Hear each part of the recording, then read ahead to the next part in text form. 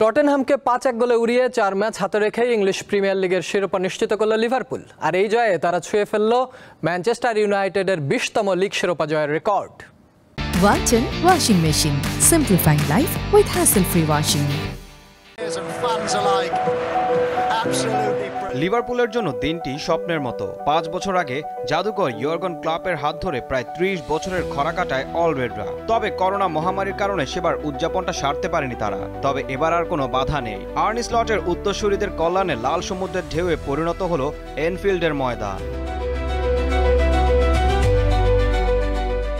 মাত্র 1 পয়েন্ট পেলেই record 20তম premier league শিরোপা নিশ্চিত হতো লিভারপুলের। সেই যাত্রায় ম্যাচের শুরুতেই ধাক্কা খায় তারা। ডমিনিক সোলাঙ্কের হেড থেকে এগিয়ে যায় টটেনহাম, কিন্তু গোল হজমের মাত্র 4 মিনিটের মাথায় লুইস দিয়াজ সমতায় ফেরান অলরেডদের। এরপর 24 মিনিটে ম্যাকঅ্যালিস্টার গোল করে লিভারপুলকে এগিয়ে দেন। বিরতির আগে ব্যবধান বাড়িয়ে তোলেন কোরি গাকপো, করেন দলের তৃতীয় গোল। দ্বিতীয়ার্ধেও দাপট ধরে রেখে 63 মিনিটে গোল করেন মোহাম্মদ সালাহ। লিগে এটি তার 28তম গোল।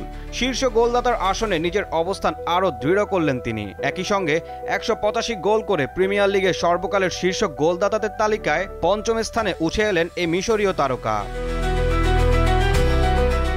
খেলার 69 মিনিটে আত্মঘাতী গোলে 5-1 ব্যবধানেই শেষ হয় এ মহারণ।